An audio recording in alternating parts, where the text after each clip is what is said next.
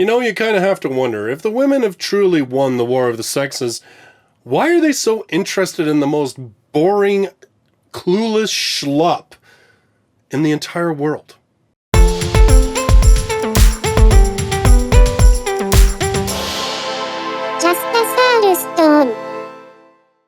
Hello everybody, and welcome to my review of volume number 1 of Yumizuru Izuru's light novel series, Infinite Stratos. This one is released in English by J Novel Club. If you'd like to pick up a copy, you can do so using a link to Amazon that I have in the description.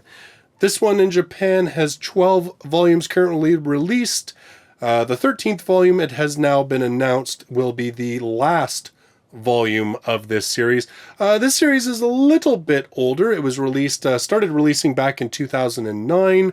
There was some weirdness between the author and the original publisher, so this series is now being published by a different publishing house. That's why you may see different kind of artwork for the first couple of volumes, and then, well, new artwork that looks like what you see here that was created by the new publisher when they re-released the series. There was an anime based on Infinite Stratos, as well as a couple of OVA volumes. If I recall, I think the anime only covered up to like volume 5 or 6, which is probably all the material that existed at the time that the anime was created. So there is significantly more book story than what we saw in the anime, or at least it will be coming soon. I believe J Novel Club has released volume 2 at this point. I'm a little bit behind on getting to volume number 1, but well, here are my thoughts. So, Infinite Stratos is set 10 years after the invention of the IS unit, Infinite Stratos unit. Essentially, it was a unit that was created that could be used both on Earth as well as in space. It has the ability to shield its pilot, to heighten its pilot's senses, their vision, their hearing. And of course, you know, it wouldn't be a human invention without being weaponized to all get out. Now, of course, these things have pretty much made all other forms of weaponry completely obsolete. And the big catch about them all is that they can only be piloted by women. So, 10 years after their invention, women hold a much higher place in society than men. However, to throw the wrench in all of this, we have male character Ichika. And Ichika unwittingly finds out that he can pilot an IS. And so he is grabbed by the Japanese government, who send him off to the International School for IS Pilots. And of course, it's a school that has absolutely nothing but women. Hilarity ensues, and harem hijinks and all the stuff that, well, you pretty much have to expect anytime one dude gets shoved into a space with hundreds of women. Because that's, you know, how anime goes.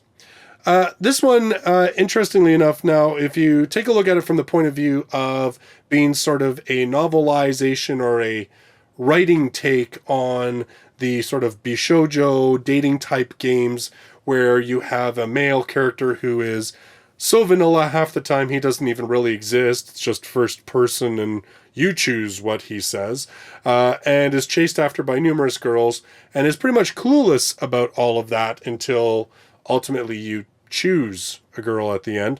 If you look at this in that point of view, this book makes perfect sense, and particularly the character of Ichika, which is most likely the most infuriating part of this entire book. Ichika is about as bland vanilla as you can get, except for his one outstanding characteristic, which is he is clueless when it comes to how others behave towards him and how his behavior causes others to feel. He often, will make statements that make it clear that he has zero intention of trying to figure things out. Girl gets mad. Oh, she's really mad, but it's kind of rude to ask girls about their feelings, so I'll just let it go. What? Oh, you know, I think what I said upset her, but I'm not sure why, but, you know, maybe it's something that she doesn't want to really talk to me about because she would tell me, so I'll just let it go.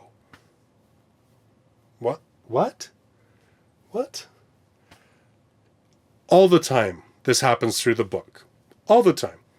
Which, of course, then leads to Ichika trying to figure out what's going on without really figuring out what's going on or actively even trying to figure it out. It's kind of confusing and honestly a little bit irritating.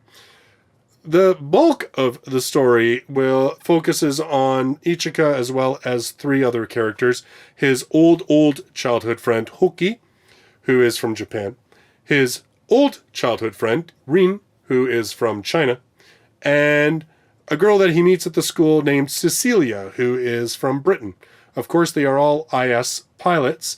And the bulk of this book is really about high school life and fish out of water trying to find their place kind of thing. Ichika, of course, unlike the girls who have been training for a long time to be IS pilots, he's just been thrown into it. So he's a fish out of water story where he's very behind. He doesn't understand a lot of the material. Even though he is glad to see an old childhood friend, he is uncomfortable, like particularly with Hoki, because it's been years since they've seen each other.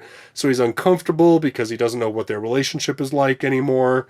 So there's all of these sort of things going on that are just your new kid in high school. Now, of course, throw into it the fact that he's the novelty because he's the only dude. You have all sorts of girls fawning over him, which, honestly, if he was just an average guy in a normal high school, they probably wouldn't. But mixed in to keep the book at least somewhat exciting and interesting, there are a number of IS battles, which aren't too poorly written. And honestly, the designs are kind of cool. The only thing is that at the end, we have an IS battle that kind of feels like it was thrown in just to kind of make us feel like there's going to be a story. Don't worry, guys. There's going to be a story. It's not just about the clueless guy getting chased by a bunch of tsundere girls, because, like, honestly, like Hoki, Rin, and Cecilia, they're all basically tsunderes. Like, I would have liked to have seen a little bit more variety. I know there is some more variety going forward, but in this first volume even, I mean, 3 girls right out of the gate in the harem, and all 3 of them are the same archetype, which seems a little odd, but whatever. Well, I guess Cecilia could argue isn't necessarily a tsundere. She's a, what is it, like himidere? The one that's like she's a princess, because that's the whole thing. Cecilia is kind of nobility, so she kind of looks down on people.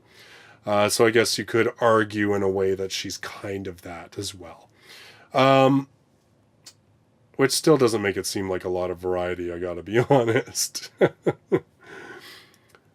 So Infinite Stratos, this first volume, and again, I am basing it on the first volume, there's not a lot of like big engaging plot. Really why Ichika can pilot an IS when after 10 years no other man has been able to is not even addressed. It's not even talked about really, other than to explain why he's the only dude there.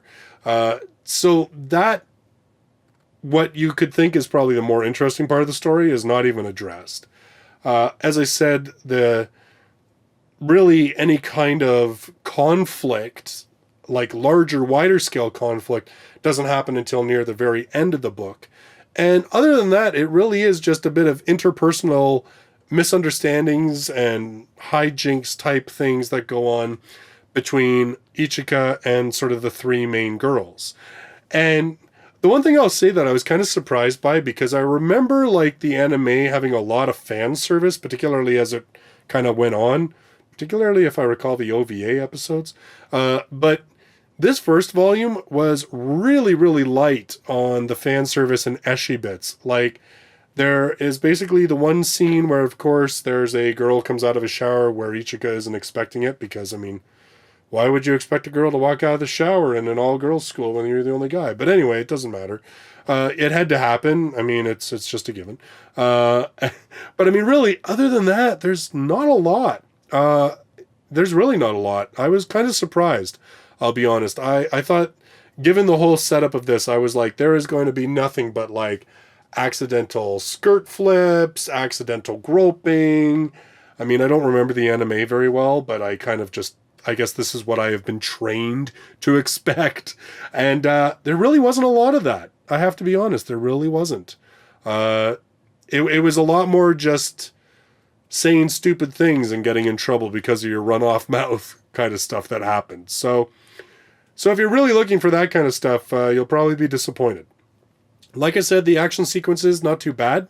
But again, I think the problem is that they don't serve a big enough plot point at this, point in the book that you feel really invested in them, because there's really no consequence until, the very end battle. Like, up until that point, there's no real danger. There's no real sense that there is some dire consequence that's going to happen in these battles, which I think kind of mutes them a little bit, but they're not badly written.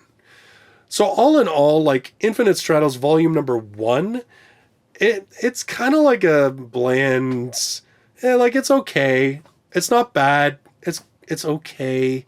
Definitely, I'm guessing if you like the anime, you're probably going to want to pick this one up. Like I said, there's substantially more material beyond what the anime covered in terms of the books. So you're definitely going to want to check this out if you like the series even just a little bit. Or if you're like me, where you're kind of curious, does there get to be a bigger story? Is there a bigger story? Is there more conflict that'll actually make this really interesting beyond just, which girl is Ichika going to actually realize, hey, I like her and she likes me?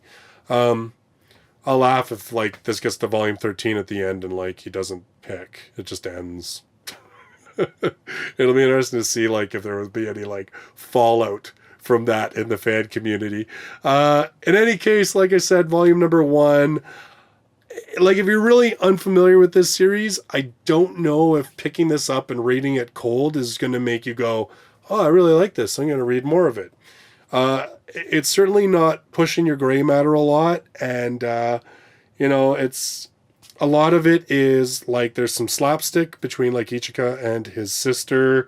There's just sort of the vice teacher, the sort of sub teacher who blurts out, all of a sudden gets just starts running off at the mouth for funny stuff. Like I said, the humor is not as eshy as I thought it would be, which is a good thing, honestly, because I think if that was just played way too much, it would just make the book feel even would just make the book feel trashy. Right now, it just feels like, a slightly trashy setup, but honestly is mostly just a school life fish out of water kind of story right now. So in any case, those are my thoughts on volume number 1 of Infinite Stratos. Again, I'm kind of curious to see where it will go once sort of all the character introductions are out of the way. I think the bulk of the character introductions are going to happen over the next 2 volumes, I think. I can't remember. Like I said, it's been years since I've watched the anime. So in any case, pick it up if you liked Infinite Stratos, absolutely, because, like I said, it's going to take you way beyond the anime. If you're looking for something that's just kind of light and has, harem hijinks, it's worth picking up, especially if you like there to be a bit of action mixed in with all of that is kind of mecha light, if you will. So my next review is actually a book that I've been really excited to give a read, and that's going to be The Dark Maidens by Rikako Akiyoshi.